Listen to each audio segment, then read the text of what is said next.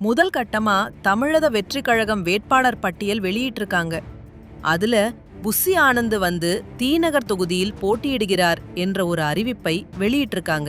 தீநகர் தொகுதி தான் தமிழகத்தில் குறைஞ்ச வாக்கு வித்தியாசத்தில் வெற்றி வாய்ப்பை நழுவ விட்ட தொகுதி. ஜே கருணாநிதி 56,035 ஓட்டு வாங்கி வெற்றி பெற்றார். தீநகர் சத்யா 55,898 ஓட்டு வாங்கி வெறும் 137 ஓட்டுல வெற்றி வாய்ப்பை இழந்தார். தீநகர் சத்யா கட்சியிலையும் சரி அவருடைய தொகுதிகளிலும் சரி ரொம்ப செல்வாக்கு மிக்க ஒரு நபராதான் பார்க்கப்படுகிறார்.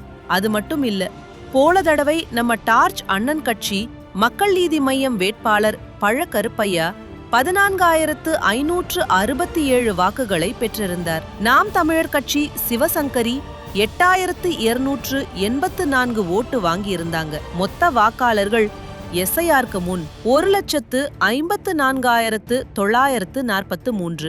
சென்னையில் மட்டும் 28 லட்சம் வாக்காளர்கள் எஸ்ஐஆர்ல நீக்கப்பட்டதா சொல்லப்படுது. திமுகவில் இருந்து வேட்பாளர் அறிவிக்கப்படாத நிலையில என்டிஏ அலைன்ஸ்ல தீநகர் சத்யாவுக்கு வினோஜ் பி செல்வம் இடையே சீட் சண்டை நடக்குது. நாம் தமிழர் கட்சியிலிருந்து அனுஷா விஜயகுமார் போட்டியிட போவதாகவும் நாம் தமிழர் கட்சி அறிவிச்சிருக்கு. இந்த நிலையில தீநகர் தொகுதியில் சுயேட்சை வேட்பாளரா பி சக்தீஸ்வரன் போட்டியிட போவதாக தகவல் வெளியாகி இருக்கு.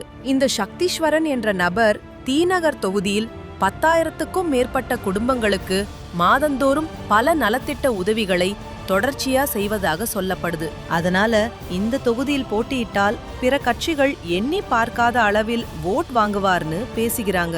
இப்படி கடும் போட்டியா இருக்கு தீநகர். கள நிலவரம் தெரியாம இந்த தொகுதியில அண்ணன் புஸ்ஸி ஆனந்த இறக்கி விட்டு இருக்காங்க. புஸ்ஸி ஆனந்த் இந்த தொகுதியில தோற்பது உறுதி.